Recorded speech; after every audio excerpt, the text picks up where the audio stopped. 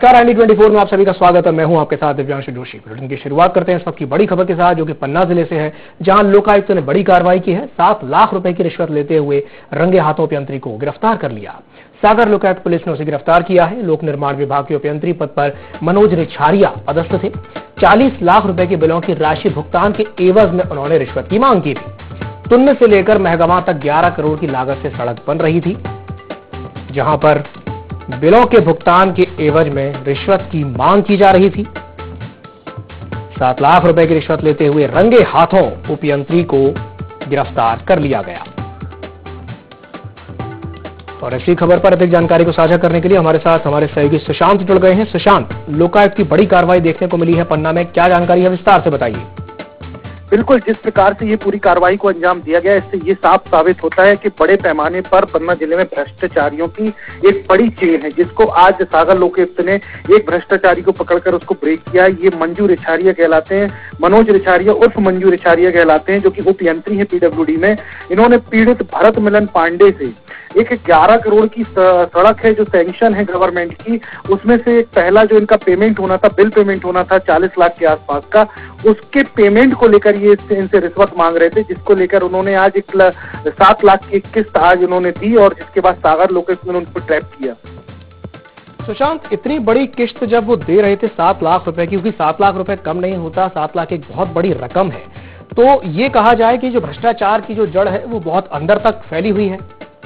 बिल्कुल बिल्कुल सही बात आपने कही है। उन्होंने यहाँ तक कि जितने भी जिले के आला अधिकारी हैं, उन्होंने ये कहा है कि ऊपर से नीचे तक का एक सिस्टम होता है। जो पीड़ित थे भरत मिलन, उन्होंने कहा है कि ऊपर से नीचे तक के सिस्टम को पैसा देना पड़ता है, इसीलिए हम इतनी बड़ी रकम मांग रहे हैं। और इसमें आपको मैं बता दूं, दिलचस्प बात यह है कि 1 लाख रुपए इससे कैश लिया गया था और 2 सेल्स की चेक ली गई थी, जो कि अपने आप में बड़ा दिलचस्प मामला है, क्योंकि भ्रष्टाचारियों को किसी भी प्रकार का कोई डर नहीं है। इतने कार्रवाई के बावजूद भी अगर खुलेआम इस प्रकार से ये घूस मांग रहे हैं, तो कहीं ना कहीं भ्रष्टाचार की जड़ें नीचे स्तर तक गड़ी हुई हैं।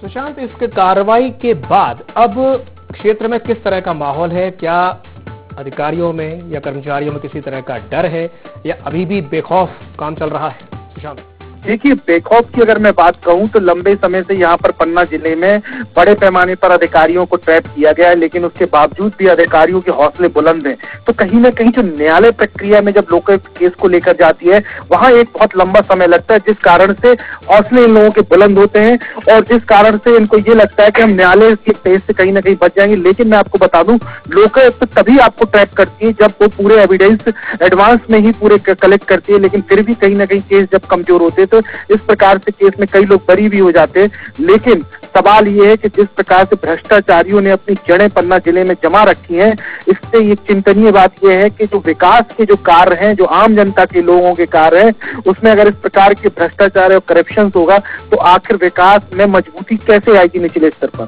सुशांत, जिस पैमाने पर भ्रष्टाचार किया जा रहा है, क्या यह कहा जा सकता है कि अधिकारियों को किसी तरह का राजनीतिक संरक्षण प्राप्त है?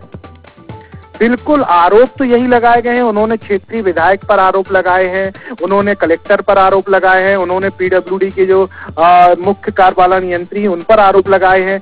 तो आरोप तो कई हैं, लेकिन आरोप अगर है तो कहीं ना कहीं संरक्षण है, स्वाभाविक बात है। अगर संरक्षण नहीं होता तो खुलेआम पीडब्ल्यूडी कार्यालय के अंदर किस तरह से ये व्यक्ति घूस मांग सकते हैं, जो उपयंत्री महोदय हैं, और लंबे समय से इनकी शिकायतें हैं, लेकिन अब ये कहीं ना कहीं ट्रैप हुए हैं। अब देखना ये होगा कि आगे लोकायुक्त कितना स्ट्रॉन्ग केस पुटअप करती है। बिल्कुल बिल्कुल, ये देखने वाली बात होगी। सुशांत, तमाम जानकारी साझा करने के लिए बहुत बहुत धन्यवाद। तो ये बड़ी खबर है पन्ना जिले से।